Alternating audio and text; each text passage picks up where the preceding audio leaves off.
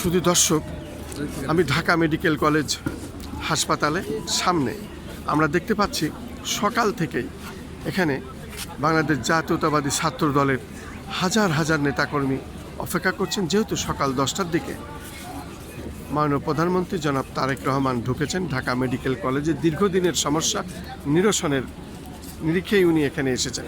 আমি এখন ছাত্র দল নেতাদের সঙ্গে কথা বলবো। আপনার নাম পরিচয় একটু বলুন, আপনারা কি চাচ্ছেন আজকের এই বিষয়টা দিয়ে? এইচ.এম. আবু জাফর, সহসভাপতি, বাংলাদেশ জাতীয়তাবাদী ছাত্রদল কেন্দ্রীয় সংসদ।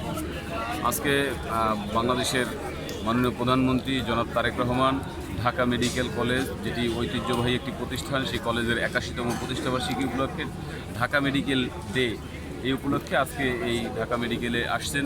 সেজন্য বাংলাদেশ জাতীয়তাবাদী ছাত্রদলের নেতাকর্মীরা তাকে শুভেচ্ছা জানানোর জন্য বিভিন্ন শিক্ষা প্রতিষ্ঠান থেকে আমরা এসেছি। সাধারণ শিক্ষার্থীরা এসেছেন মাননীয় প্রধানমন্ত্রীকে স্বাগত জানানোর জন্য। মাননীয় প্রধানমন্ত্রী জনাব তারেক রহমান বাংলাদেশের প্রধানমন্ত্রী হওয়ার পর থেকেই বাংলাদেশে একটি ইতিবাচক পরিবর্তনের রাজনীতি শুরু করেছেন। আজকে আপনি দেখবেন যে তিনি কিন্তু নিজের গাড়ি নিজে চালিয়ে এই ঢাকা মেডিকেল কলেজে আসছেন এবং শিক্ষার্থীদের সাথে তিনি সেলফি তুলেছেন। শিক্ষার্থীদের যে দাবি, সেই দাবির প্রেক্ষিতে তাদের কথা শুনেছেন এবং সেলফি তুলেছেন। ঢাকা মেডিকেল প্রাঙ্গণে বৃক্ষরোপণ করেছেন। তিনি ঢাকা মেডিকেল কলেজের যেই সংকট রয়েছে সেই সংকটগুলোর সমাধান করার আশ্বাস দিয়েছেন। একই সাথে আমরা কিছুক্ষণ আগে জানতে পারলাম, এবং এটি বাংলাদেশের সবচেয়ে বড় মেডিকেল কলেজ। এখানে সারা বাংলাদেশ থেকে রোগীরা আসে, যাতে রোগীরা যথাযথ সেবা পায় সেজন্য তিনি ডাক্তারদেরকে নির্দেশনা প্রদান করেছেন এবং এই হাসপাতালের উন্নয়ন এবং রোগী ব্যবস্থাপনার জন্য যা যা করণীয় একজন প্রধানমন্ত্রী হিসেবে সব করবেন বলে তিনি আশ্বস্ত করেছেন। এবং তিনি বলেছেন যে তিনি কিন্তু সপ্তাহে 7 দিনই দায়িত্ব পালন করেন, কোনো সময় তিনি বিশ্রাম নেন না, পুরো সময়টি দেশের মানুষের জন্য তিনি কাজ করে যাচ্ছেন। আপনারা জানেন চট্টগ্রাম অঞ্চলে প্রচণ্ড বৃষ্টির কারণে সেখানে অনেক এলাকা তলিয়ে গিয়েছে। বন্যা দুর্গত এলাকায় প্রশাসন এবং বাংলাদেশ জাতীয়তাবাদী দলের নেতাকর্মীদেরকে বন্যা দুর্গত এলাকার মানুষের পাশে থাকার তিনি নির্দেশনা দিয়েছেন।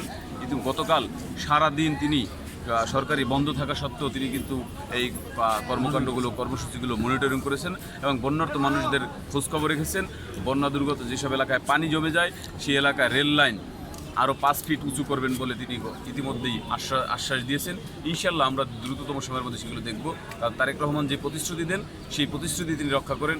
নির্বাচনের আগে মানুষকে যে প্রতিশ্রুতি দিয়েছিলেন, নির্বাচনের ঠিক পরপরই ভোটের কালি মোচার আগেই তিনি তার এই প্রতিশ্রুতি বাস্তবায়ন শুরু করেছেন। ইতিমধ্যে ফ্যামিলি কার্ড, কৃষক কার্ড দিয়েছেন, গাছ লাগানোর যে কর্মসূচি, তারপরে হচ্ছে যে ইমাম এবং মুয়াজ্জিনদের যে সম্মানী দেওয়ার যে বিষয়, সেই সম্মানী দেওয়া শুরু হয়েছে। খাল খনন কর্মসূচি শুরু করেছেন।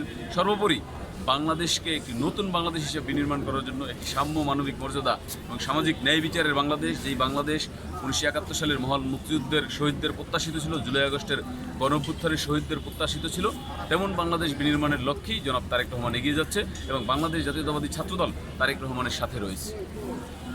শুধু দর্শক, আমরা সকাল থেকেই ঢাকা মেডিকেল কলেজ হাসপাতাল এবং হাসপাতালের চারিপাশে আমরা ঘুরে ঘুরে দেখেছি এবং ভিতরেও আমরা দেখেছি হাজার হাজার ছাত্র দলের নেতাকর্মীরা চারিপাশে অপেক্ষা করছেন। আমরা বিশেষ করে কেন্দ্রীয় ছাত্রদল নেতা যারা, তাদের কিছু ভাষ্য আমরা গ্রহণ করছি। এই মুহূর্তে আমরা ঠিক ঢাকা মেডিকেল কলেজের সামনে হাজার হাজার ছাত্রদল নেতারা যেখানে অপেক্ষা করছেন, কর্মীরা অপেক্ষা করছেন কখন মাননীয় প্রধানমন্ত্রী বেরিয়ে আসবেন। আজ 81তম এই জন্মদিনে কিছু কথা আমরা এইভাবে ধারণ করছি।